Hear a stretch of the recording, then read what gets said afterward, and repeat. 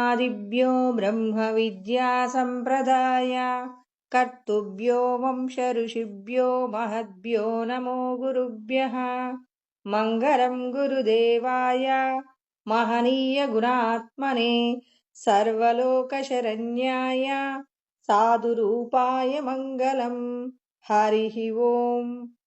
బ్రహ్మానందం పరమసుఖదం కేవలం జ్ఞానమూర్తిం ద్వంద్వాతీతం గగన సదృశం తత్వమస్యాదిలక్ష్యం ఏకం నిత్యం విమలమచలం సర్వదీ సాక్షిభూతం భావాతీతం త్రిగుణరహితం సద్గురుంతం నమామి. నమో గురుదేవ. ఈరోజు మనం భగవద్గీత యందు 6వ అధ్యాయము ఆత్మ సంయమ యోగము.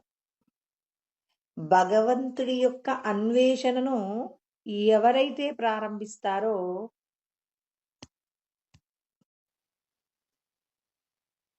వారందరూ కూడా భగవంతుణ్ణి ఈ జన్మలో తెలుసుకోలేకపోయినప్పటికీ కూడా మీ ప్రయత్నము వృధా కాదు అని చెప్పేసి భగవంతుడు మనందరికీ కూడా ఆధ్యాత్మికమైనటువంటి సాధన ప్రతి ఒక్క మనిషి కూడా చెయ్యాలని, ఆత్మ యొక్క సాధనను ఎవరైతే చెయ్యకుండా జీవితాన్ని దేహ సంబంధమైనటువంటి సంసారం అనేటటువంటి సాగరంలో ఎవరైతే ప్రయాణం చేస్తుంటారో వాళ్ళు ఒక పశువుతో సమానమైనటువంటి స్థితిని పొంది ఉన్నారు అని చెప్పేసి మరి భగవంతుడు మనందరికీ ఇక్కడ ఆత్మ యొక్క నిగ్రహం యొక్క, ఆత్మ అంటే ఇక్కడ మనస్సును నిగ్రహించుకున్నప్పుడు ఆత్మతో కూడినటువంటి అనుభవం పొందుతామని కృష్ణ పరమాత్మ మనకు తెలియచేస్తున్నారు.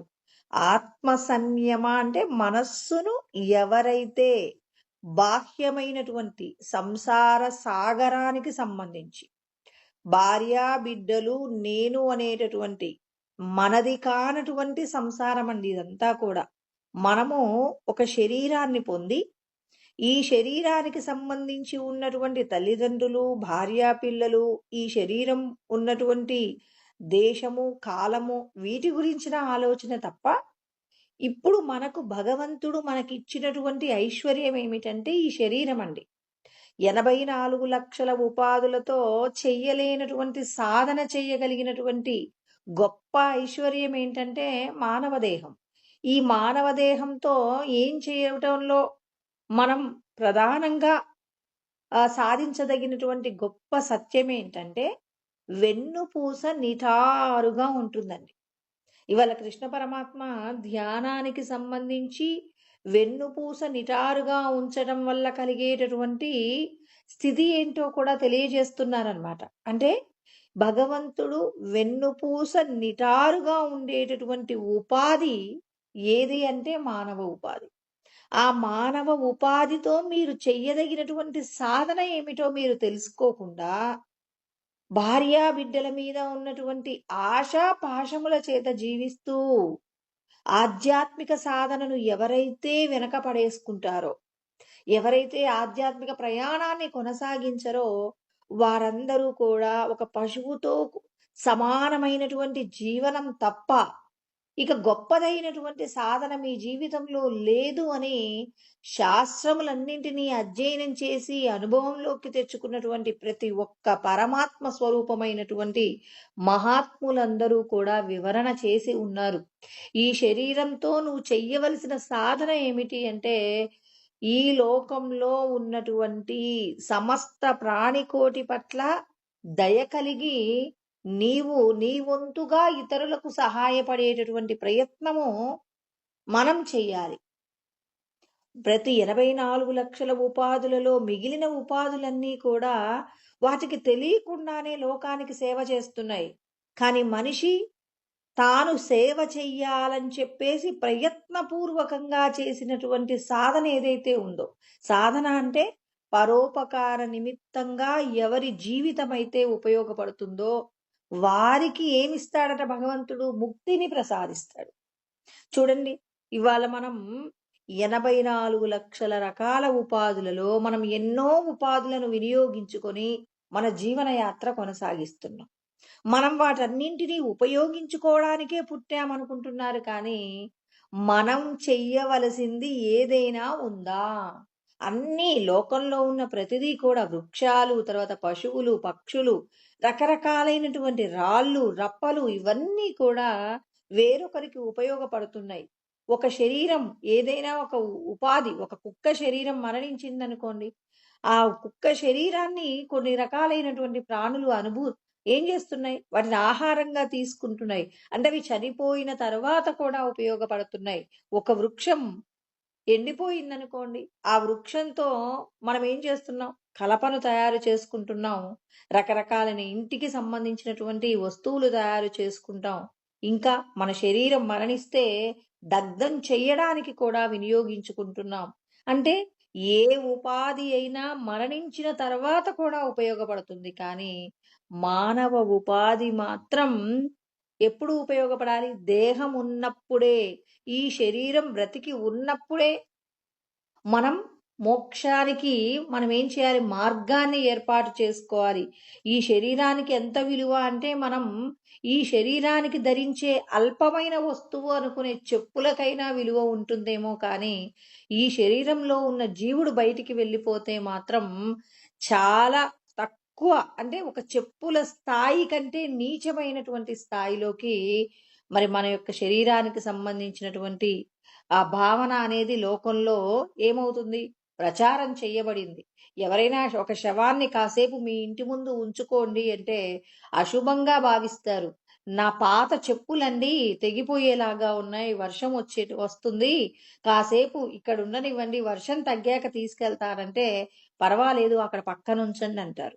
పాత చెప్పులకున్నటువంటి విలువ ఎంతో గొప్పది. మోక్షాన్ని పొందడానికి భగవంతుడు ఇచ్చిన ఐశ్వర్యమైనటువంటి మానవ ఉపాధి.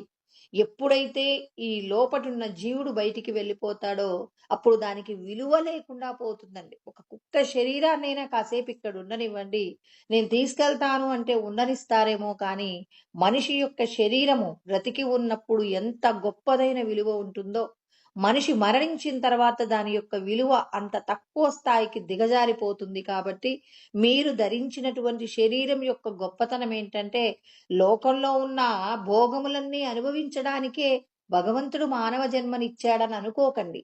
ఎవరైతే తమకు పూర్వజన్మలలో చేసినటువంటి పుణ్యకార్యాల వలన వచ్చినటువంటి భోగభాగ్యాలన్నీ 10 మంది యొక్క క్షేమం కోసం త్యాగం చేస్తారో, పరుల యొక్క ఆనందమే తన ఆనందంగా ఎవరైతే జీవిస్తారో, అలా జీవించేటటువంటి వారికి భగవంతుడు ఇక మళ్ళీ మళ్ళీ శరీరాలు పొందవలసినటువంటి అవసరం లేనటువంటి ఆవశ్యకతను పరమాత్మ మనందరికీ అందిస్తారట. అందుకే మనం ఏం చేయాలి? ఈ శరీరంతో మనం ఎటువంటి సాధన చెయ్యాలి? ప్రతి క్షణము కూడా భగవంతుని యొక్క స్మరణ చెయ్యాలి అని చెప్తున్నారు.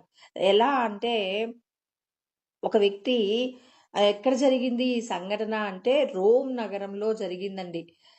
షేమ్స్ టేబ్రిజ్ అనేటటువంటి ఈ వ్యక్తుల పేర్లు గుర్తుపెట్టుకోవాల్సిన అవసరం ఏమీ లేదు. వాళ్ళు చేసే సాధన ఎలా ఉంటుంది? మనం ఆధ్యాత్మికంలో ఏ స్థాయిలో ఉన్నామో అర్థం చేసుకోవడానికే ఇక్కడ ఈ ఉపమానం అండి.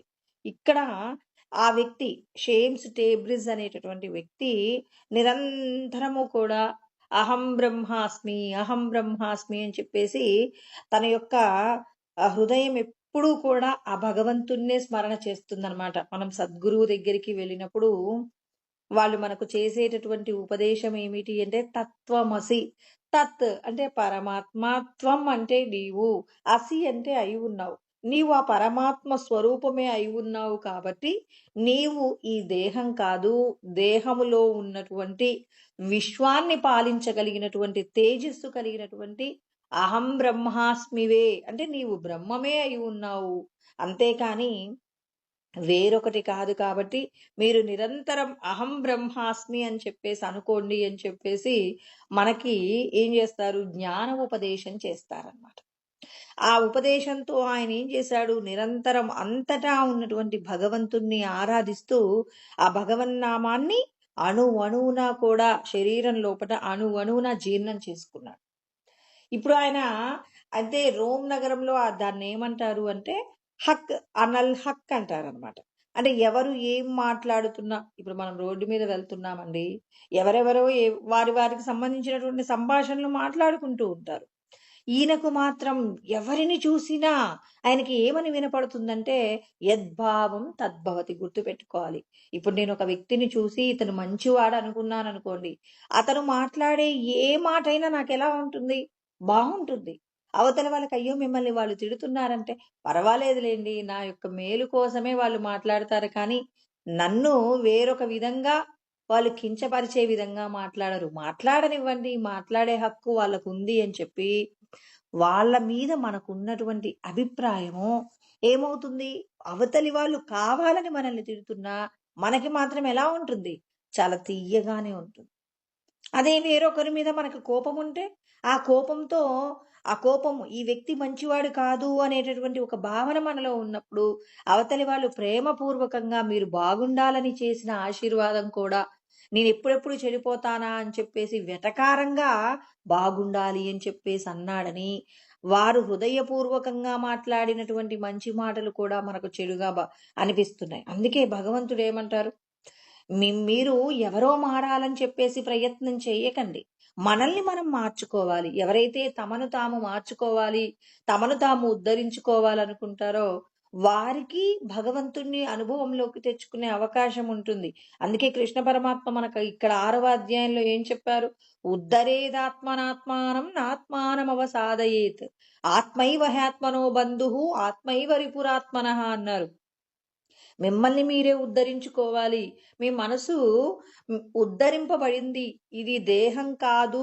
దేహంలో ఉన్నటువంటి ఆత్మస్వరూపమే నేను అనేటటువంటి భావన మన మనస్సు నిరంతరం స్మరణ చేసేలాగా మీ మనసును, ఈ మనసేంటి పూర్వజన్మకు సంబంధించి ఎన్నో విషయాల గురించి ఆలోచిస్తుంది.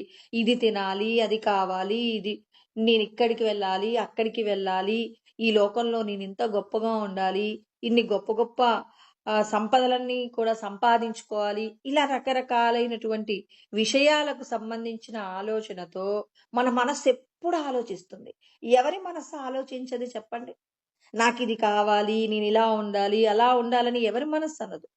బ్రహ్మమును అనుభవంలోకి తెచ్చుకున్న వారు మాత్రం అంతటా భగవంతుడినే చూస్తుంటారు. ఇక వారికి కావాల్సిందేముంటుందండి? మనకైతే అన్నీ కావాలి. ఎవరైనా మనకంటే బాగా ప్రత్యేకంగా కనపడితే, అయ్యో! నేను కూడా అంత ప్రత్యేకంగా కనపడితే బావుండు అనుకుంటాం. వాళ్ళతో మనం ఏమవుతాం? తాదాత్మ్యత పొందుతాం. అబ్బా! వాళ్ళు చూడు అలా ఉన్నారు, నేను కూడా అలాగే ఉండాలని. ఆ ఊహలో మనమేం చేస్తాం? నాకు కూడా ఇన్ని పేరు ప్రతిష్టలుంటే బావుండు, నేనింత ఐశ్వర్యంతో ఉంటే బావుండు, నేను కూడా చక్కగా విమానాలలో తిరిగితే బావుండు, విదేశాలకు అలా వస్తూ వెళ్తూ ఉంటే ఎంత బావుండు అని మనమేం జేస్తాం? పగటి కలలు కంటాం. ఆ కలలు తీర్చుకోవడం కోసం నిరంతరం ప్రయత్నం చేస్తాం. కానీ ఇక్కడ బ్రహ్మజ్ఞాన అనుభవాన్ని పొందిన వాళ్ళేమంటున్నారు? అహం బ్రహ్మాస్మి, అంటే అంతటా నేనే ఉన్నాను. ఒక రాజుగా ఎవరున్నారు? నేనే ఉన్నాను. ఒక భిక్షగాడిగా ఎవరున్నారు? నేనే ఉన్నాను. ఒక పశువుగా ఎవరున్నారు? నేనే ఉన్నాను. ఒక రాయిగా ఎవరున్నారు? నేనే ఉన్నాను. ఈ భావనేనండి మనందరికీ రావాల్సిందేంటంటే, అంతటా నేనే ఉన్నానన్నప్పుడు ఇక నీకెవరి మీదైనా ద్వేషముంటుందా?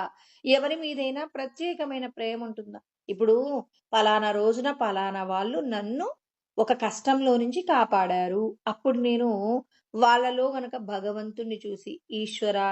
ఈ రూపంలో నన్ను కాపాడావా నాయనా అని చెప్పి, భగవంతుడిని గనక ఆ లోపట ఉన్న భగవంతుడికి గనక మనం స్మరణ చేసి ఉంటే, ఆ వ్యక్తి మీద మనకు ప్రత్యేకమైన ప్రేమ ఉండదండి.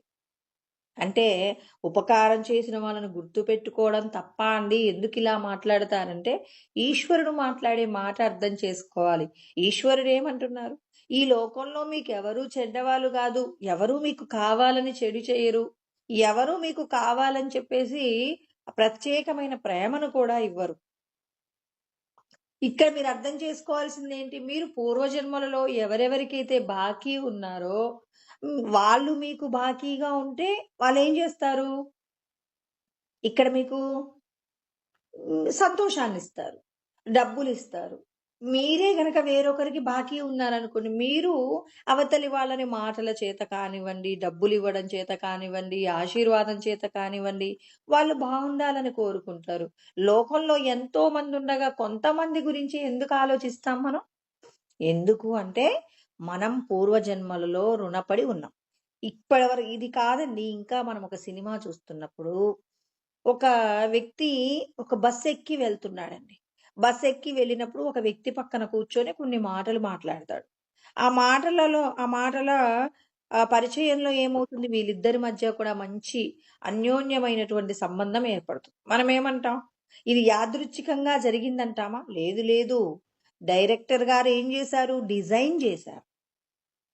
ఇప్పుడు ఈయన అనుకోకుండా బస్సెక్కడం, ఆ బస్సెక్కినప్పుడు వేరొక వ్యక్తిని పరిచయం చేసుకోవడం, ఇదంతా కూడా డైరెక్టర్ గారు చిత్రీకరించారే కానీ, ఇది తాత్కాలికంగా జరిగిందని ఎవరైనా నమ్ముతారా? అంటే అక్కడ డైరెక్టర్ గారు కథను నడుపుతున్నారనే విషయం మనందరం నమ్ముతామండి. నమ్మి సినిమా జూస్తుంటాం. సినిమా అయిపోయిన తర్వాత డైరెక్టర్ గారు సినిమా బాగా తీశారని, బాగా తీయలేదని, లేకపోతే హీరోకి మంచి క్యారెక్టరు డైరెక్టర్ ఇవ్వలేదని, ఆయనతో ఇలా ఆయనతో ఏదో ఒక మంచి సన్నివేశాన్ని ఏర్పాటు చేయలేదని, ఇలా మనం డైరెక్టర్ గారిని తిడుతుంటాం. అంటే ఇక్కడ డైరెక్టర్ యొక్క బాధ్యత, గొప్పతనం గురించే మాట్లాడుతున్నాం. భగవంతుడు చెప్తున్నారు, నిజంగా మీ జీవితాలకు కూడా నేనే డైరెక్టర్‌ని అని భగవంతుడు చెప్తున్నారు. మీరు ఎక్కడికైనా బస్సెక్కి వెళ్తే కాసేపు ఎవరు పక్కన కూర్చుంటారు, వాళ్ళతో మాట్లాడతారు, దిగుతారు, వెళ్ళిపోతారు. ఏమంటారు? ఇదేదో యాదృచ్ఛికంగా జరిగింది. కాదు కాదు. భగవంతుడు ఏం చేశారు? మీరు పూర్వజన్మలో ఎవరికైతే రుణపడి ఉన్నారో వాళ్ళకి ఆ రుణానుబంధాన్ని తీర్చడం కోసం ఆయన అక్కడ వాళ్ళ పక్కనే మీకు సీటు ఉండేలాగా భగవంతుడు డిజైన్ చేస్తే మనం వెళ్లి వారి పక్కన కూర్చున్నాం. ఇదంతా నమ్ముతామా? నమ్మితే ఇక్కడ షేమ్స్ టేబ్రిజ్ అనేటటువంటి వ్యక్తి యొక్క జీవితంలో జరిగిన సంఘటన మన జీవితంలో కూడా జరుగుతుంది. ఆయన ఏమంటున్నాడు? అనల్ హక్ అంటే అహం బ్రహ్మాస్మి అంటున్నాడు. అవతలి వాళ్ళు మాట్లాడే మాటలు కూడా అహం బ్రహ్మాస్మి అంటున్నట్టుగా, అవతలి వాళ్ళు తిడుతున్నా, పొగుడుతున్నా, ఎవరు ఏం మాట్లాడుతున్నా నేను బ్రహ్మమే, బ్రహ్మమే, బ్రహ్మమే అనే మాట వినపడుతుంది. ఇప్పుడు ఆ మాట వినపడుతూ ఉన్నప్పుడు ఆయన అన్నాడు, నేను దేవుడనే అయి ఉన్నాను అన్నప్పుడు నచ్చుతుందా అండి? లోకంలో ఎవరైనా నేనే దేవుడను అన్నారనుకోండి, అప్పుడు మనకు నచ్చదు. కొంతమంది నచ్చని దుర్మార్గులు కూడా ఉంటారు. భగవంతుడి యొక్క అస్తిత్వాన్ని కేవలం విగ్రహాలలో చూస్తూ ఉంటారు. ఆ విగ్రహాలలో చూసేటటువంటి వాళ్ళు ఏం చేస్తారు? నేను భగవంతుడినే అని చెప్పేసి ఎవరైనా బహిరంగంగా మాట్లాడినప్పుడు అప్పుడు వాళ్ళు ఏం చేస్తారు? వాళ్ళని నమ్మరు.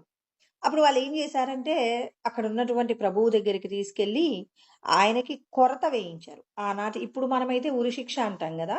ఆనాటి కాలంలో ఏంటంటే ఒక శిలువకి అంటే ఎలా అంటే ఒక పెద్ద ఇనుప స్తంభం ఉంటుందండి. దాని కొన ఎలా ఉంటుంది అంటే, ఒక బల్లెం మాదిరిగా సన్నగా చాలా పదునైనటువంటి వస్తువుగా ఉంటుందన్నమాట.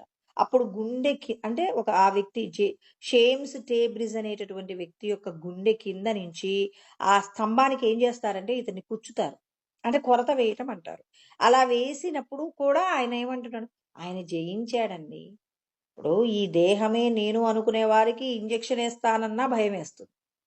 ఆయన ఈ శరీరంలో ఉన్నటువంటి సచ్చిదానంద స్వరూపమే నేననుకుంటున్నాడు. నేను విశ్వమంతటా ఉన్నాననుకునే వ్యక్తికి ఈ శరీరానికి వెయ్యబడిన శిక్ష అతనికి కష్టం కలిగిస్తుందా అంటే కష్టం కలిగించదు. ఇప్పుడు ఒక వ్యక్తి అందరిని కోల్పోయాడండి. కుటుంబాన్ని కోల్పోయాడు, బంధువులు ఎవ్వరూ లేరు.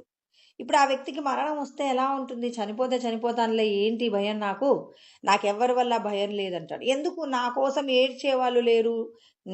నన్ను పలానా అని గుర్తించేవాళ్ళు లేరు అన్నప్పుడు అతనికేంటి? ఎందుకు ఈ జీవితము? చనిపోతే ఏంటి? బతికుంటే ఎందుకు? అని జెప్పేసి అంటుంది. కానీ తనకి గనక ఒక నలుగురు పరిచయం అయ్యి తనని ప్రేమగా చూసుకుంటున్నారనుకోండి, అప్పుడేమంటాడు? అయ్యో! నా కోసం ఏడ్చేవాళ్ళు నలుగురున్నారు. నేను చచ్చిపోకూడదు అనుకుంటారు. అంటే ఈ దేహమే నేను అనుకున్నటువంటి వారికి ఏమవుతుంది? ఈ దేహానికి సంబంధించినటువంటి ఆనందము, దుఃఖం అనేది ఉంది.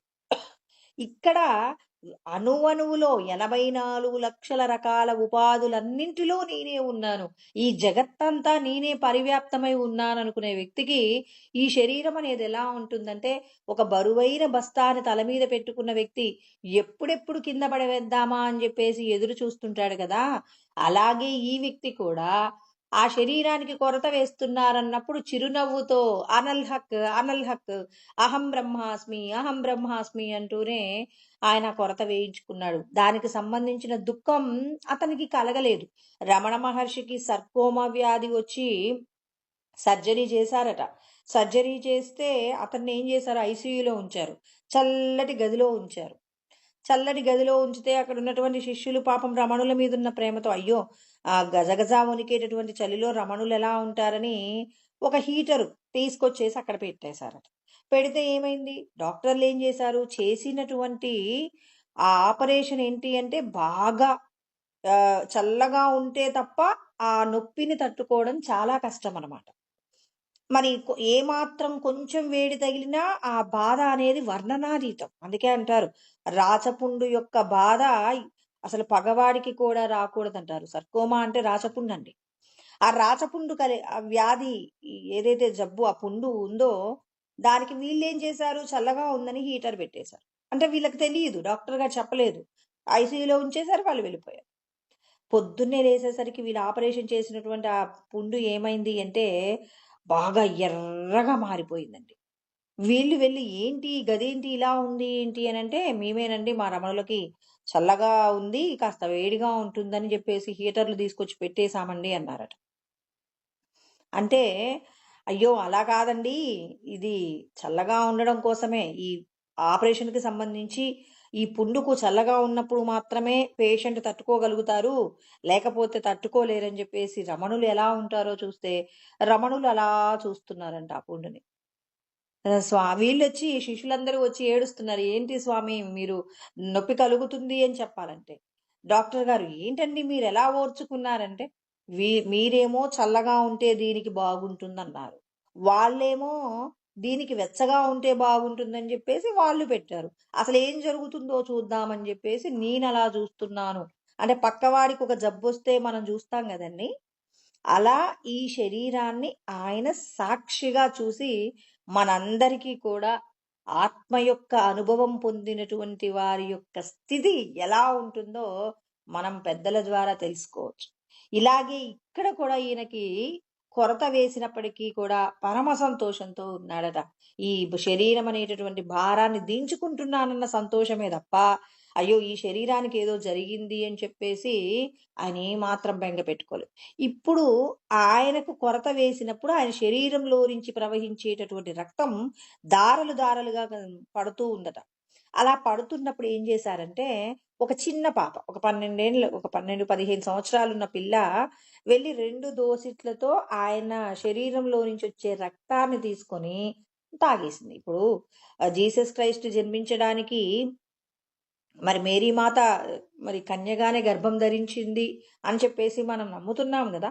అదే విధంగా ఈ అమ్మాయి కూడా ఆ రక్తాన్ని దోసిట్లతో తాగినప్పుడు గర్భాన్ని ధరించి ఒక పిల్లవాడిని జన్మించిందట.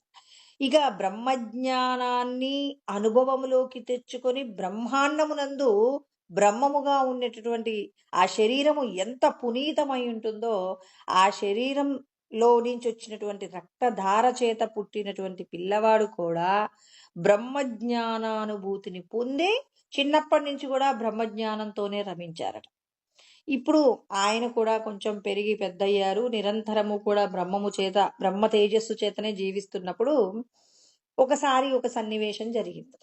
ఏం జరిగింది అంటే, ఒక రాజుగారు ఎవరో ఒక పక్క ఊరు నుంచి సర్కస్ వాళ్ళొచ్చారు. అంటే సరే అని జెప్పేసి వీళ్ళని గూడా పిలిస్తే, ఆ సర్కస్ వాళ్ళు వేసినటువంటి ఆ నాటకానికి వాళ్ళు ఏసినటువంటి ఏదైతే ఆ సర్కస్‌కి సంబంధించినటువంటి ప్రదర్శన రాజుగారికి చాలా సంతోషం అనిపించి రూ. 1000 బహుమానం ఇచ్చారట.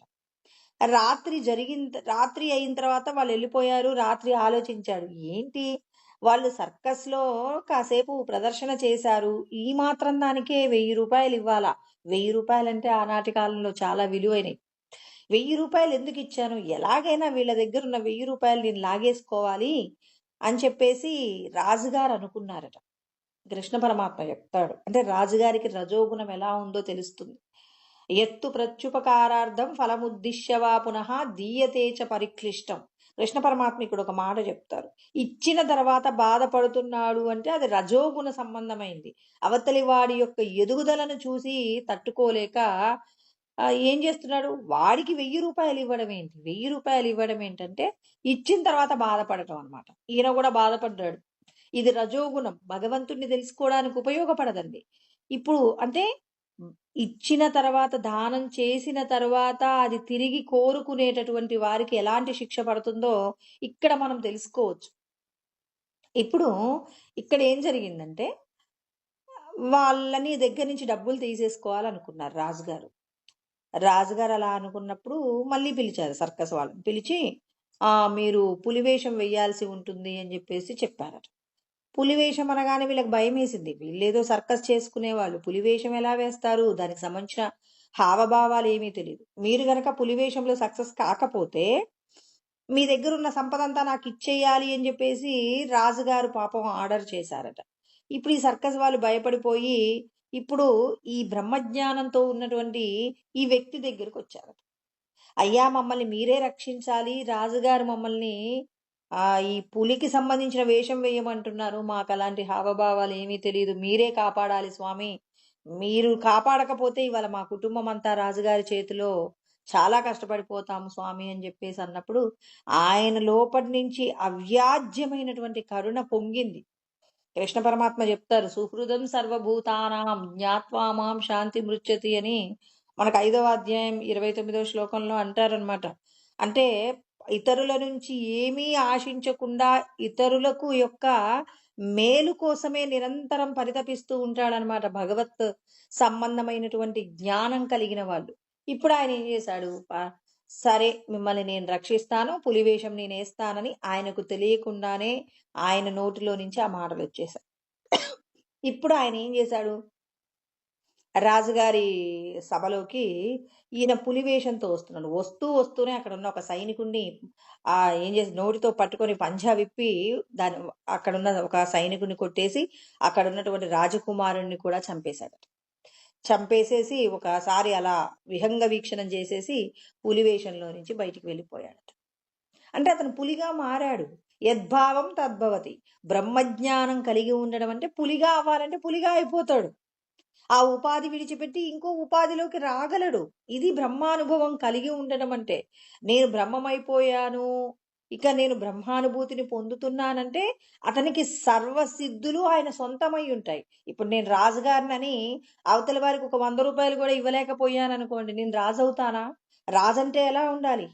ఇప్పుడు ప్రధానమంత్రి అంటే ఈ దేశంలో ఉన్నటువంటి అందరికీ కూడా తను ఏం చేయగలరు, రక్షణ ఇప్పించగలరు. వారికి ఏది కావాలన్నా ఆయన ఏర్పాటు చేయగలరు. అంటే ఆయన దగ్గర సమస్తము కూడా అతని దగ్గర ఉంటుంది. అదే విధంగా బ్రహ్మజ్ఞానం కలిగినటువంటి ఈ వ్యక్తి కూడా ఏం చేశాడు, అక్కడ ఆ పిల్లవాడిని చంపేశాడు.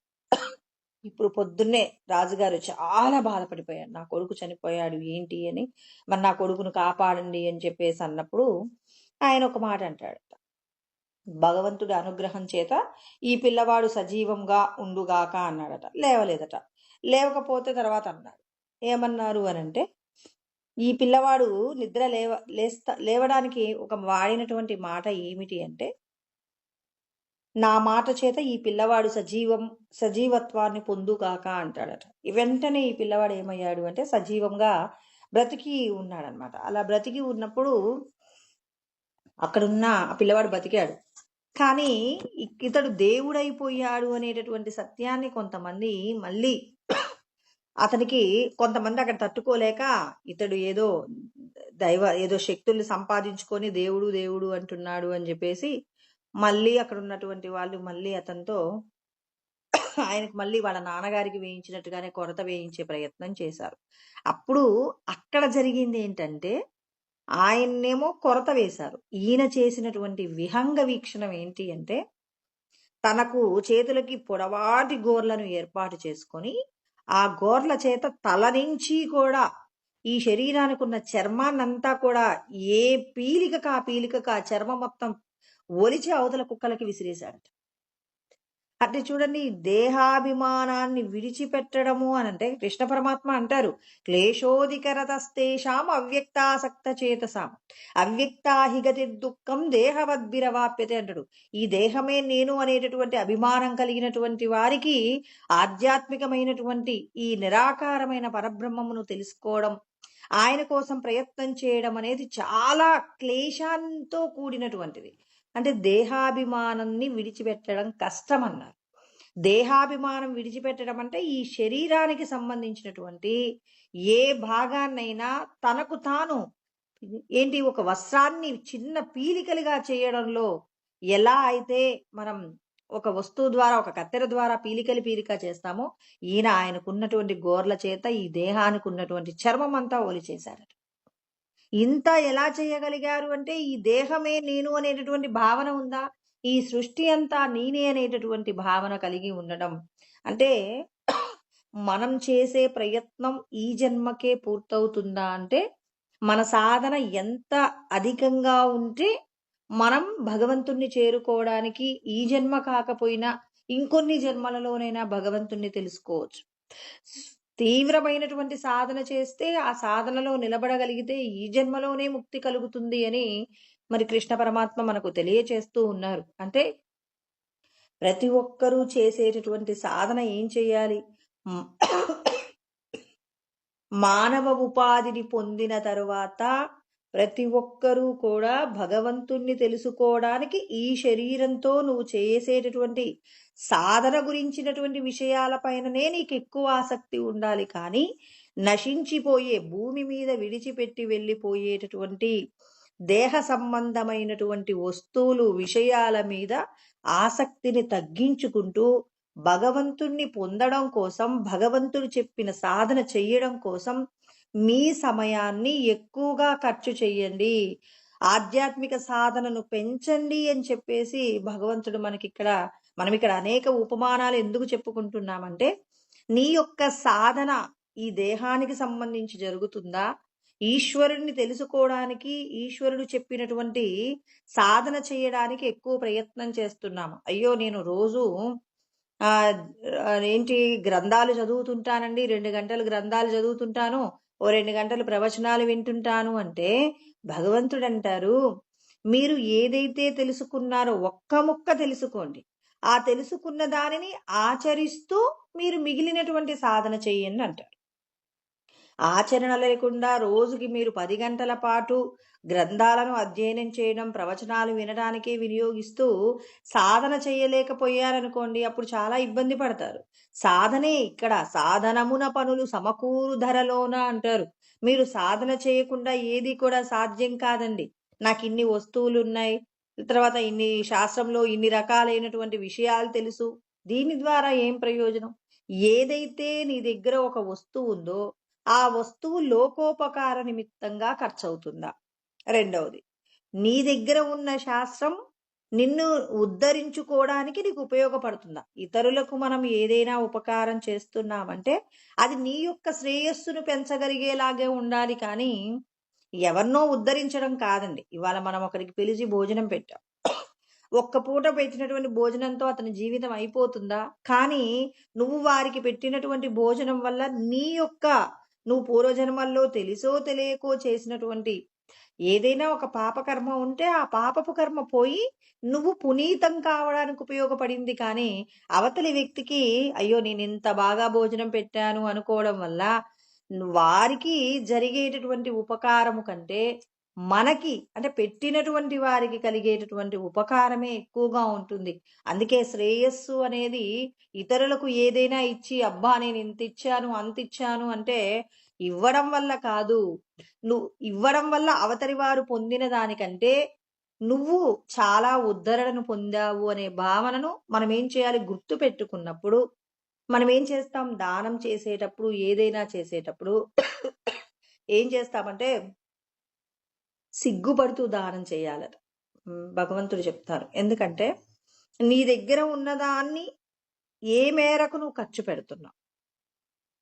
మనకున్నదంతా ఖర్చు పెడతామా? కనీసం అందులో పావలా ఖర్చు పెడతామా? అంటే నీ ఆధ్యాత్మికమైనటువంటి జ్ఞానం పెరుగుతున్నా కొద్దీ నువ్వు లోకానికి పంచడం అనేది అధికంగా ఉంటుంది కాబట్టి ఇక్కడ కృష్ణ పరమాత్మ ప్రతి ఒక్కరికి ఆధ్యాత్మికమైనటువంటి సాధనలో మనం సాధించవలసినటువంటి మెలకువల గురించి చెప్తున్నారు.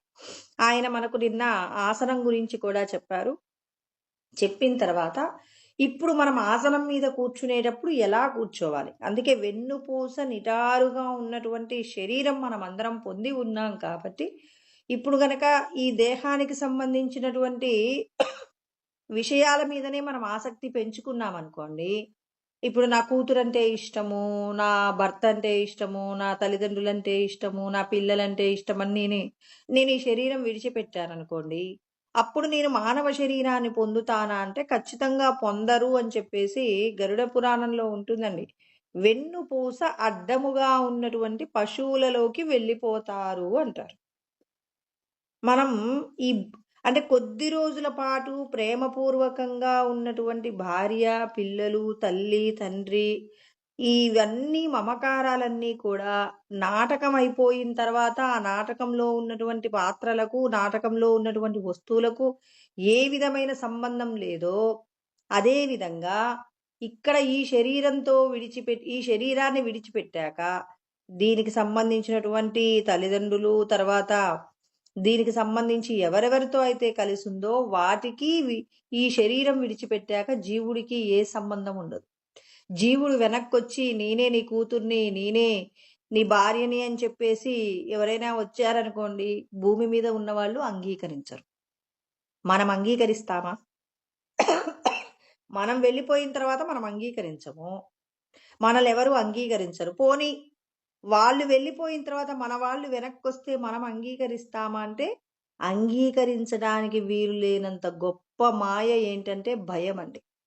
ఈ భయం అనేటటువంటి వస్తువు మన దగ్గర ఎప్పుడూ సిద్ధంగా ఉంటుంది కాబట్టి ఒక వ్యక్తి మరణిస్తే, ఒక భార్యాభర్తలు ఇద్దరే ఉన్నారు, భర్త చనిపోయారు. ఇప్పుడు భార్య భర్త చనిపోయాడని తెలిసాక పొద్దున్నే అందరికీ చెప్దామని చెప్పేసి ఆ భార్య ఆ భర్త పక్కనే పడుకుంటుందా?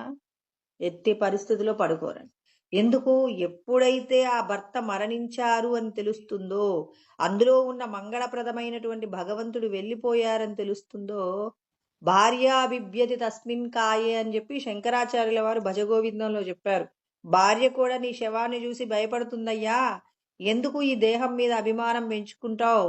ఈ దేహంతో చేసే సాధన గురించి ఆలోచించాలి గాని నశించిపోయే విషయాలు నీకెందుకు అని చెప్పేసి మరి శంకరాచార్యుల వారు కూడా చెప్తున్నారు. అంటే ఈ శరీరము ఎంత విలువైందో తెలియకపోవడం వల్ల దీనికి ఏం పెడుతున్నాం, దీనికి ఆభరణాలు పెడుతున్నామా, దీని పేరు మీద ఎంత బ్యాంకులో బ్యాలెన్స్ ఉంది, దీన్ని ఎంతమంది పొగుడుతున్నారనే ఆలోచిస్తున్నారు. కానీ ఈ శరీరంతో మీరు ఏం చేయగలరు?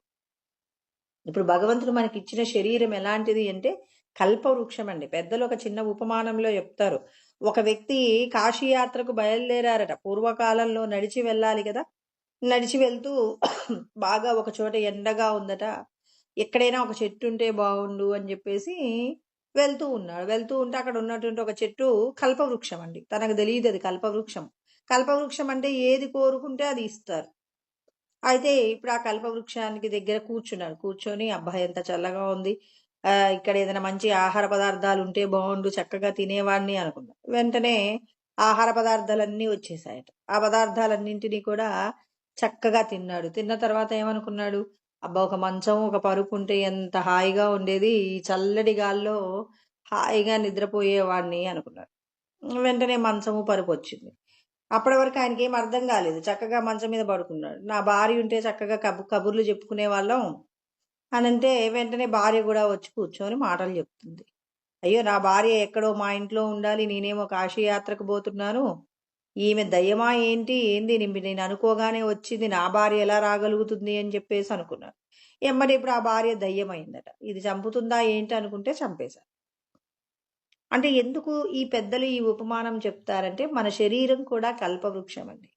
దీనికి సంబంధించి నశించిపోయే విషయాల కోసం ప్రయత్నం చేస్తేనేమో ఈ శరీరం ఏమవుతుంది అనంటే మళ్ళీ మళ్ళీ శరీరాలు పొందడానికి కావలసినటువంటి స్థితిని జీవుడికి కల్పిస్తుంది.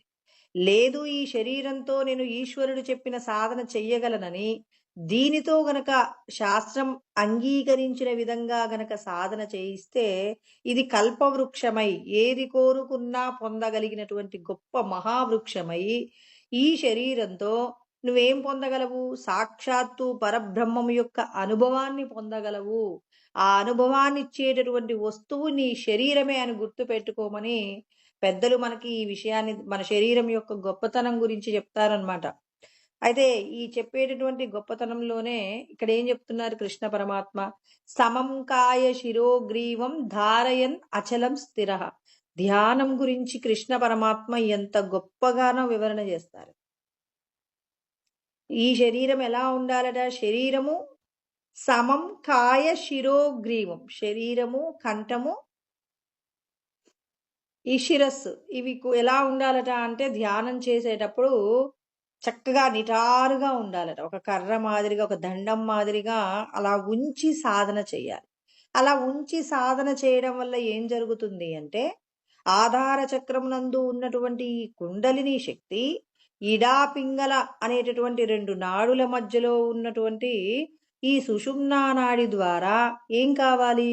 అక్కడ ఉన్నటువంటి ఆ శక్తి అంతా కూడా ఎక్కడికి వెళ్ళాలంటే సహస్రారంలోకి వెళ్ళాలంటే వెన్నుపూస నిటారుగా ఉంచాలి అని చెప్పేసి చెప్తారనమాట. కృష్ణ పరమాత్మ సాధన అంటే మనకి అతి రహస్యాలలోకెల్లా గొప్ప రహస్యాలన్నీ ఎక్కడుంటాయంటే భగవద్గీతలోనే ఉంటాయి. ఇక్కడ చెప్పబడినటువంటి రహస్యం ఏంటి? వెన్నుపూస నిటారుగా ఉంచి నువ్వు సాధన చేస్తున్నావు.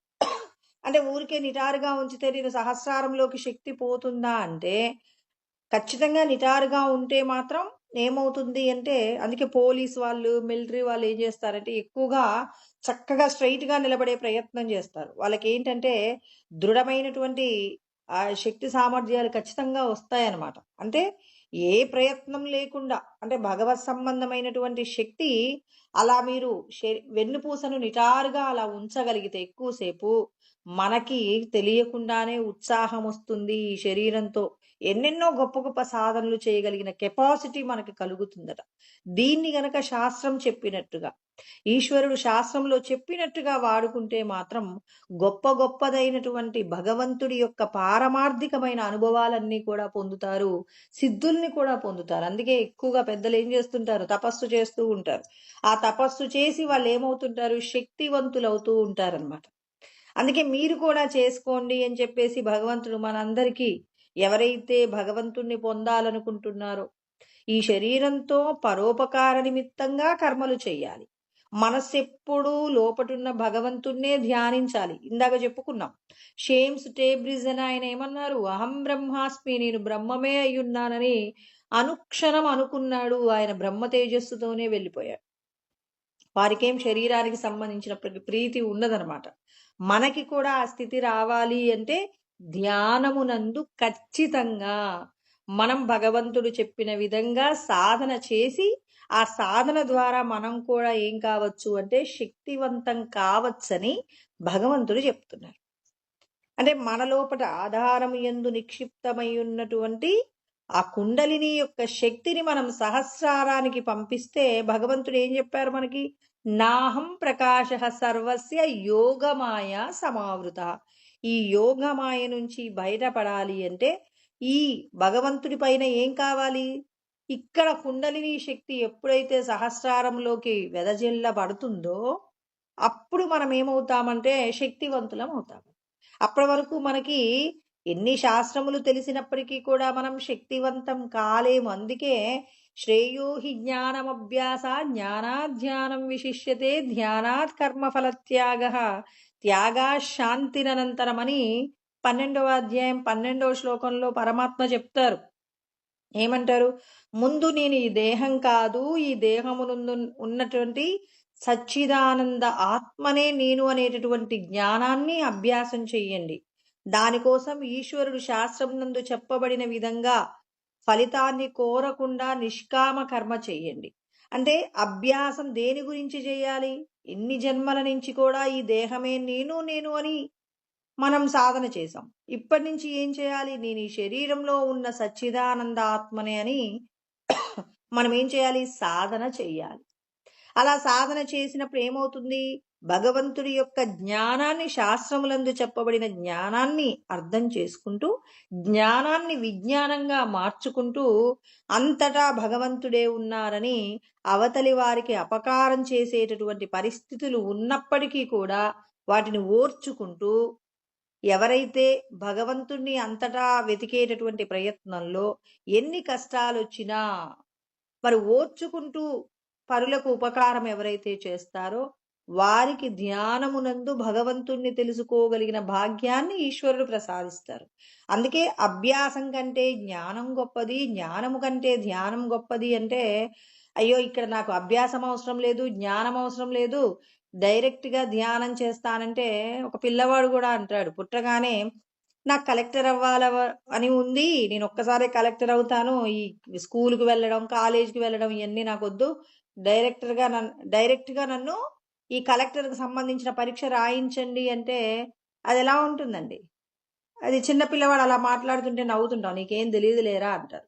అదే విధంగా జ్ఞానాన్ని ముందు నేను ఈ దేహమునందు ఉన్న సచ్చిదానందమైనటువంటి స్వరూపమే నేను అనేటటువంటి లక్ష్యాన్ని అక్కడ ఉన్నటువంటి గురువు ఏం చేస్తాడు? శిష్యుడికి ఉపదేశం చేసి ఆ అభ్యాసాన్ని ఏం చేస్తాడు? తాను చెప్పినటువంటి జ్ఞానాన్ని అభ్యాసం చేయించి దానికి తగినటువంటి విధంగా అనేక శాస్త్రముల యందు చెప్పబడినటువంటి విషయాలను తాను అనుభవంలోకి తెచ్చుకొని ఆయన యొక్క అనుభవాలన్నింటినీ కూడా మనకు తెలియజేస్తూ, ఆయన ఆచరిస్తూ, మన చేత ఆచరింపచేస్తూ మనల్ని ఏం చేస్తారు? ధ్యానమునందు కూర్చోబెడతారు. అప్పుడు ఆ ధ్యానము ద్వారా మనం పొందినటువంటి ఏదైతే ఆత్మానందం ఉంటుందో, ఆత్మానందాన్ని పొందిన తర్వాత ధ్యానాత్ కర్మ ఫలత్యాగం. ఇక ఆయన ధ్యానంలో పరిపూర్ణమైన స్థితిని పొందిన తర్వాత ఇక ఏ పనైనా 10 మంది యొక్క క్షేమము తప్ప తన క్షేమము అనే ఆలోచన ఇక తనకెక్కడా కలగదనమాట. 0% అనమాట. ఎప్పుడు అందరూ బాగుండాలి అని చెప్పేసి కోరుకుంటూ ఉంటాడే తప్ప అందులో నేను ఉండాలని కోరుకుంటున్నారంటే ఇంకా మనము అల్పజ్ఞులమే, పూర్ణమైనటువంటి సర్వజ్ఞత రాలేదనమాట. అందరూ ఇవాళ అదే మాట చెప్తున్నారు, అందరూ బాగుండాలి, అందులో నేను ఉండాలి అంటే నువ్వు ఎలా ఉన్నావు? రజోగుణ సంబంధంగా ఉన్నావు. పృథక్త్వేన తు యజ్ఞానం నానాభావాన్ పృథగ్విధాన్ వేత్తి సర్వేషు భూతేషు తజ్ఞానం విద్ధి రాజసం అంటే నువ్వు రజోగుణంలోకి వెళ్ళిపోయావు. వీళ్ళు వేరు, వాళ్ళు వేరు. నేను చూడండి, ఏ కులం వాళ్ళైనా బాగుండాలంటున్నాను, ఏ మతం వాళ్ళైనా బాగుండాలంటున్నాను, పశుపక్షాదులు బాగుండాలంటున్నాను, అందులో నేను ఉండాలంటున్నాను. అంటే నువ్వు వేరు, వాళ్ళు వేరు అనేటటువంటి ఏమిటి? పృథక్ అంటే వేరు వేరు భావన నీకు కలుగుతుంది. సత్వగుణంలో ఎలాంటి భావన ఉంటుంది? సర్వభూతేషు ఏనైకం భావం అవ్యయమీక్షతే అవిభక్తం విభక్తేషు తజ్ఞానం విద్ధి సాత్వికమని కృష్ణ పరమాత్మ చెప్తారు. అంటే సమస్త ప్రాణులయందు నేనే ఉన్నాను, ఇన్ని రూపాలుగా కనపడుతున్నటువంటి రూపాలలో ఏకస్వరూపంగా నేనే ఉన్నాను, నేనే ఇన్ని రూపాలుగా ఉన్నాననేది సత్వగుణ సంబంధమైనటువంటి జ్ఞానమే తప్ప అన్యమైనది కాదు. అందరూ బాగుండాలి, అందులో నేనుండాలంటే మీరు ఏ గుణంలో ఉన్నారు? ఈ మాట చెప్తున్న వాళ్ళందరూ రజోగుణ సంబంధమైనటువంటి ప్రవృత్తిలో ఉన్నారు. అంటే అంతటా భగవంతుడున్నాడు, ఆ భగవంతుడు ఏకస్వరూపంగా ఉన్నారనే సత్యాన్ని శాస్త్రపరంగా తెలుసుకున్న, అనుభవపూర్వకంగా తెలుసుకున్న వాళ్ళు నీకంటే నేను వేరుగా లేను. ఇప్పుడు సద్గురు స్వరూపాలుగా ప్రాజ్ఞులైనటువంటి వాళ్ళు మనతో మాట్లాడేటప్పుడు ఎలా ఉంటుందంటే, మనం ఒక తీర్థయాత్రకు వెళ్ళొస్తే నేను నీతో కలిసి తీర్థయాత్ర చేశాను అంటారు. మరి వాళ్ళెక్కడో వాళ్ళ ఆశ్రమంలో ఉన్నారు, మరి మనమేమో మనకు నచ్చినటువంటి యాత్రకు వెళ్ళిపోయాం. మరి ఆ యాత్రలో వాళ్ళు మనతో ప్రయాణం చేయడం ఏంటంటే, నేను నీవుగా ఉండి యాత్ర చేశాను అనటంలో ప్రాజ్ఞత్వము, అంటే ఇది సర్వజ్ఞత్వాన్ని చెప్తుంది. ఇప్పుడు మామూలుగా వేరే వాళ్ళు ఎవరైనా ఏమంటారు? బాగుందా అండి, ఆ యాత్ర ఎలా ఉంది, మేము కూడా వెళ్ళాలి అంటారు. వాళ్ళేమంటున్నారు? నీతో కలిసి నేను యాత్ర చేశాను అంటున్నారు. వాళ్ళు దేంతో చేశారు? సూక్ష్మ శరీరం చేత. నీ లోపట ఉన్నటువంటి సూక్ష్మ శరీరము, విశ్వమంతటా ఉన్నటువంటి సూక్ష్మ శరీరాలు ఎప్పుడు ఏకమవుతాయంటే లోపట ఉన్నటువంటి ఆత్మానందాన్ని అనుభవించినప్పుడు వారికి అర్థమవుతుంది. ఇక నీవు వారు వేరువేరుగా ఉండవు. నీవే వారు వారే నీవుగా ఉండగలిగినటువంటి స్థితి ఎవరికి వస్తుంది అని అంటే ధ్యానమునందు స్థిరత్వం కలగాలి. అందుకే ఏం చెప్తున్నాడు ఆయన, సమం కాయ శిరోగ్రీవం ధారయన్ అచలం స్థిర. ఆయన చెప్తున్నాడు, మీరు చక్కగా అటు ఇటు కదలకుండా స్థిరంగా ఉండండి. నిటారుగా కూర్చోండి. ఆసనం వేసుకున్న తర్వాత చక్కగా ఆ శరీరము, శిరస్సు, తర్వాత మెడ ఇవన్నీ కూడా స్థిరంగా ఉంచి నిట్ట నిలువుగా నిటారుగా ఉంచి మీరు అలా కూర్చోండి అని చెప్పేసి చెప్తూ ఉన్నారు. సంప్రేక్ష నాసికాగ్రం స్త్వం దిశచ్చానవలోకయని అంటారు. మీరు ఆ ఆసనంలో కూర్చున్న తర్వాత మీ యొక్క దృష్టిని ఏం చేస్తారు అని అంటే, మీరు నిద్రపోకూడదు. బాగా కళ్ళు మూసేసుకున్నారనుకోండి, గాఢ నిద్రలోకి పోయే అవకాశం ఉంటుంది. పోనీ కళ్ళు తెరిచారనుకోండి, బయట ఉన్నటువంటి విషయాలన్నీ కూడా మనం చూడటం జరుగుతుంది. చూసినప్పుడు మన దృష్టిని ఆ లోపల ఉన్నటువంటి భగవంతుడి మీద లగ్నం చెయ్యలేం కాబట్టి ఆయన ఏమంటారు, అర్ధ నిమీలిత నేత్రం అంటారు. అంటే కన్ను మూసినట్టుగా ఉండాలి, బయట విషయాలు కనపడకూడదు. భగవంతుడు సర్వేంద్రియానాం నయనం ప్రధానం అంటారు. ఇంద్రియాలన్నింటిలో గొప్పదైనటువంటిది, లోకాన్ని చూడడానికి ఉపయోగపడినటువంటి ఇంద్రియం ఏమిటి అంటే కన్ను అని చెప్తాడు. ఈ కన్ను కుక్కదానికే తలుపులు పెట్టాడు, మిగిలినటువంటి వేరొక ఇంద్రియానికి తలుపులు పెట్టలేదండి. మనం బయట ఉన్న విషయాలు చూడకూడదు అనుకుంటే ఏం చేస్తాం, కన్నులు మూసేసుకుంటాం, అంటే తలుపులు వేసేసుకుంటాం. బయట వాళ్ళు ఎవరైనా మన ఇంట్లోకి రాకూడదంటే తలుపులు వేసుకుంటాం. ఆ బయట జరుగుతున్న విషయాన్ని మనం చూడకూడదు అనుకున్నాం అనుకోండి, కళ్ళు మూసేసుకోవచ్చు. బయట జరుగుతున్న విషయాలు వినకుండా ఉండటానికి ఏమైనా తలుపులు ఉన్నాయా? లేవు. వాసనలు వస్తున్నాయి, వాసనలు చూడకుండా ఉండగలవా? తలుపులు ఉన్నాయా? లేవు. కంటికి మాత్రమే పెట్టాడు. అంటే భగవంతుడికి భగవంతుడు ఏం చెప్తున్నారు, మనందరికీ కూడా ఆయన అవ్యాజ్యమైనటువంటి కరుణ చేత ఈ కన్నులతో మీరు ఏం చేయగలరు, సమస్తాన్ని తెలుసుకోగలిగిన, బ్రహ్మాండమునందు ఉన్నటువంటి వైభవాన్ని తెలుసుకోగలిగిన భాగ్యాన్ని ఇక్కడ ఈశ్వరుడు చెప్పినటువంటి విధంగా గనక మీరు సాధన చేస్తే ఆ సాధన మీలో ఉన్న దివ్యత్వాన్ని మేల్కొల్పుతుంది. కాబట్టి ఈ కన్నుల్ని ఏం చేయాలి, అర్ధ నిమీలిత నేత్రము చేత మనం ఏం చేయాలి అంటే దృష్టిని ముక్కు యొక్క కొన మీద, దీనినే ఏమంటారు అంటే భూచరీ ముద్ర అని చెప్పేసి అంటారు. ఇంకా భ్రూమధ్యంలో కేచరీ ముద్ర అని చెప్పేసి, ఇంకా కొంతమంది హృదయమునందు, తర్వాత సహస్రారం నందు ఎక్కడైనా మనం మన యొక్క దృష్టిని లగ్నం చేయవచ్చు. కానీ ఇక్కడ కృష్ణ పరమాత్మ ప్రారంభంలో మన యొక్క సాధన ప్రారంభిస్తున్నప్పుడు అదేమవుతుంది అంటే తమ ముక్కు యొక్క కొన మీద దృష్టిని లగ్నం చేసి దిశచ్చానవలోకయన్, మీరు ఏం చేస్తారు, మీ ఇంద్రియాల చేత, మీ కన్ను, ముక్కు, చెవి, నాలుక, స్పర్శ, ఈ చర్మం ఏదైతే ఉందో ఇవన్నీ కూడా బయట ఉన్న విషయాల పట్ల ఆసక్తి లేకుండా అనాసక్తి చేత ఏం చేయాలి, లోపట ఉన్నటువంటి భగవంతుణ్ణి నిరంతరము కూడా మీరు స్మరణ చేసేటటువంటి ప్రయత్నం చెయ్యండి. పరమాత్మ చెప్తారు ఇక్కడ, ఏమంటున్నారు, దిశచ్చానవలోకయన్, ప్రశాంతాత్మ. ధ్యానం చేసేటప్పుడు ఎలా ఉండాలట, ప్రశాంతంగా ఉండాలండి. ఈ ప్రశాంతత ఎలా కలుగుతుంది, ఈ దేహానికి సంబంధించి ఎన్నో కష్టాలు ఉన్నాయి, ఎవరెవరో అప్పుల వాళ్ళు ఉన్నారు, తర్వాత మనం బాకీలు, మనం ఎవరికైనా అప్పు ఇచ్చినటువంటి వాళ్ళ వసూళ్లు కాలేదు, ఇంకా ఏవేవో గొప్ప గొప్ప పదవులు పొందాలనుకున్నాం, కావాలనుకున్న వస్తువులు మనం అనుకున్న టైంలో పొందలేకపోయాం. రకరకాలైన ఈతి బాధల మధ్యలో ప్రశాంతత ఎప్పుడు వస్తుంది? ఈ దేహమే నేను అనుకున్నప్పుడు ప్రశాంతత ఖచ్చితంగా ఉండదండి ఎవరి జీవితంలో కూడా. ఇప్పుడు దారిలో ఒక చీకటిలో వెళ్తున్నటువంటి ఒక వ్యక్తికి ఒక తాడు పాములాగా ఉండి కదులుతూ కనపడుతుంది. కదులుతూ ఉన్నప్పుడు ఇతను చీకట్లో ఏమనుకుంటాడు, అమ్మో పాము నా వైపే కదులుతుంది అని చెప్పేసి మనం ఏం చేస్తాం, ఆ పామును చూసినప్పుడు శరీరానికి సంబంధించిన చెమటలు పట్టేస్తాయి. ఈ ఉపమానం రజ్జు సర్పవదాత్మానం జీవో జ్ఞాత్వా భయం వహేత్ నాహం జీవ పరాత్మేతి జ్ఞాతా చేత్ నిర్భయో భవేత్ అని శంకరాచార్యుల వారు ఆత్మబోధలో చెప్తారు. అంటే రజ్జువుని చూసి ఏమనుకుంటున్నాం, మనం సర్పభ్రాంతి చేత భయపడుతూ ఉంటాం. ఎప్పుడైతే ఒక వ్యక్తి అక్కడ ఒక టార్చ్ లైట్ వేసి అక్కడ ఉన్నది సర్పం కాదు నాయన, ఒక తాడు. పిల్లలు ఆడుకుంటూ తాడు పడవేసి వెళ్ళిపోయినట్టున్నారు, అది గాలికి కదులుతుందని చెప్పినప్పుడు, అప్పటి వరకు అది తాడు కాదు పాము అనుకున్నప్పుడు శరీరంలో వణుకు పుడుతుంది. కుటుంబం గుర్తొస్తుంది. అయ్యో, నేను ఇవాళ చనిపోతే నా పరిస్థితి ఏంటి? అక్కడున్న పాము తాచుపాముయో, ఏ పామో, ఏ విషపూరితమైన పామో, అది నన్ను కరిస్తే నా జీవితం అంతా ఇంకా పూర్తయినట్టే, నా కుటుంబానికి నేనేమీ చేయలేదని తన కుటుంబం కదులుతుంది తన ముందు. చెమటలు పట్టేస్తాడు. చల్లటి గాలిలో చెమటలు పట్టేసుకుంటాడు.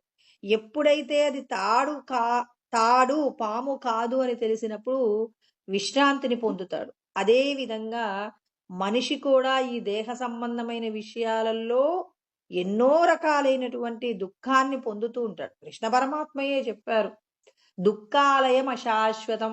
ఇది దుఃఖానికి నెలవైనటువంటిది ఈ దేహం. ఈ దేహంతో ఖచ్చితంగా దుఃఖం పొందాల్సిందే. దుఃఖం అనేది ఉంటుంది. ఎవరి జీవితంలో, ఏ మనిషి జీవితంలో దుఃఖం ఉండదు అంటే మనిషి అనేవాడు ఖచ్చితంగా దుఃఖపడుతుంటాడు. మరి అశాశ్వతమైనటువంటి దుఃఖానికి నెలవైనటువంటి ఈ ఇంట్లో ఉంటూ ప్రశాంతంగా ఉండమని కృష్ణ పరమాత్మ ఎలా చెప్తారండి? ఎలా చెప్తారంటే, నువ్వు ఈ దేహంలో ఉన్నావు, ఈ జైలు నువ్వు కాదు నాయనా. ఈ జైలు లోపల ఉన్నటువంటి వ్యక్తివే నువ్వు గాని, ఈ జైల్లో నువ్వు ప్రయత్నం చేస్తే బయటపడవచ్చు.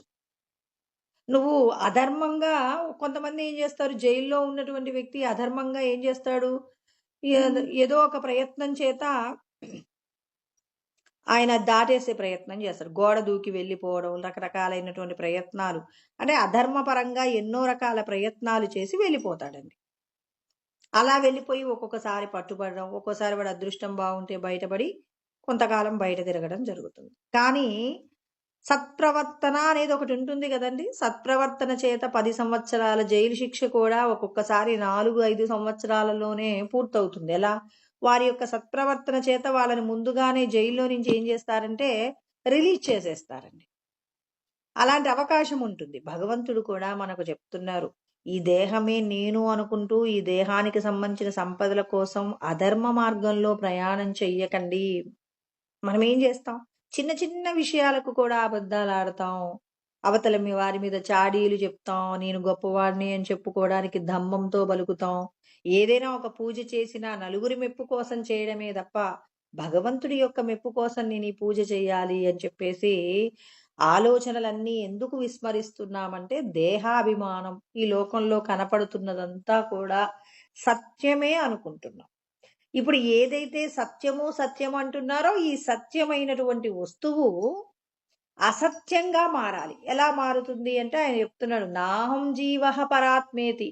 నేను సాధారణమైన జీవుడను కాదు, పరమాత్మ స్వరూపమే, సాక్షాత్తు ఈశ్వర అంశనే నేను అని ఎవరైతే సాధన చేయగలుగుతారో, అలా సాధన చేసేటటువంటి వారికి నిర్భయో భవేత్, అంటే భగవంతుడి యొక్క రక్షణ కలుగుతుంది.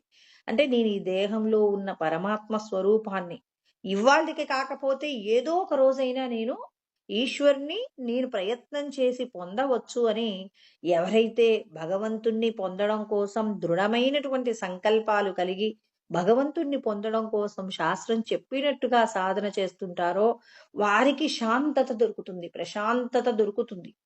ఆ ప్రశాంతత లేని ప్రశాంతాత్మ విగతభి, భయం లేకుండా ఉండాలండి. భయం ఉంది అంటే కళ్ళు మూసుకొని ధ్యానం చేయగలరా? నేను ఒక పిల్లవాడిని అన్నాను. పిల్లవాడంటే చిన్నవాడేం కాదు, వాడు ఒక పెద్ద జాబ్ చేస్తాడు, ఓ చార్టెడ్ అకౌంటెంట్ గా జాబ్ చేస్తాడు. కాసేపు ధ్యానం చేసుకోవచ్చు కదా అంటే, బయట ఉన్న విషయాలతో కనెక్ట్ అయి ఉన్న వాళ్ళు ఎలా ఉంటారో ఆ పిల్లవాడి సమాధానం అర్థమైందనమాట.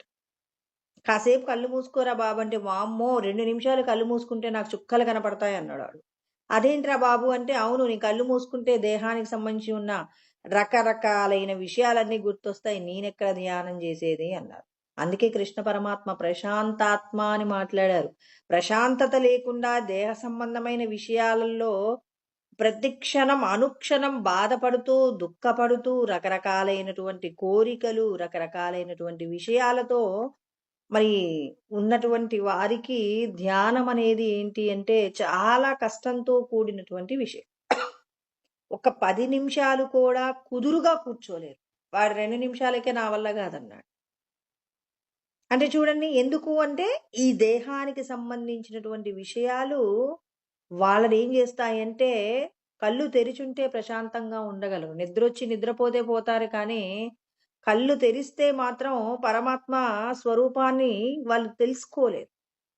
కళ్ళు మూసుకున్నప్పుడు ఇంకాస్త భయం కలుగుతుంది. వాళ్ళకున్నటువంటి లక్ష్యాలుంటాయి. నువ్వింత సంపాదియాలి, ఇల్లు కట్టుకోవాలి, ఇలాంటివుండాలి అని. ఈ లక్ష్యాలన్నీ ఒకదాని మీద ఒకటి పరిగెత్తి ఏమవుతుందంటే ఉక్కిరి బిక్కిరి చేసేస్తాయి. అందుకే కళ్ళు మూసుకొని ఉండండి, ధ్యానం చేయండి అంటే మా వల్ల కాదంటారు. ఆధ్యాత్మికమైనటువంటి ఒక సద్గురు స్వరూపము దగ్గర అడుగుపెట్టి ఆయన యొక్క ఆచరణ చేత, ఆయన యొక్క సిద్ధి చేత మనకి అనుగ్రహం చేస్తేనే మన మనసు ప్రశాంతత పడుతుందే తప్ప, అయ్యో! నేను ఇంట్లోనే ఉంటాను, నేనొక్కడినే సాధన చేసుకోగలను అంటే అది సాధ్యం కానటువంటి పరిస్థితి. అందుకే ఇక్కడ కృష్ణ పరమాత్మ ప్రశాంతాత్మ విగతభి, భయం లేకుండా ప్రశాంతంగా మనం ఏం చేయాలి అనంటే మనం కూర్చోగలగాలి అని చెప్పేసి పరమాత్మ చెప్తున్నారు. మరి అలా కూర్చున్నప్పుడు మనం ఎవరిని స్మరించాలి, ఎలా భగవంతుణ్ణి స్మరించడంలో ఇంకా మనకు కొన్ని మెలకువలు చెప్తున్నారు. ఆయన ఎలా ఉంటే ఆ లోపటున్న భగవంతుడితో కనెక్ట్ అవ్వగలము అని చెప్పేసి తర్వాత ఈ 2వ శ్లోకంలో వివరణ చేశారండి. దాన్ని మళ్ళీ మనం రేపు తెలుసుకుందాం. ఓం సహనా ఓం సహనావవతు సహనౌ భునక్తు సహ వీర్యం కరవావహై తేజస్వినావధీతమస్తు మా విద్విషావహై. ఓం శాంతి శాంతి శాంతి. ఇలాంటి మరిన్ని ఆధ్యాత్మిక ప్రవచనాల కోసం మా ఛానల్ని సబ్స్క్రైబ్ చేసుకోండి.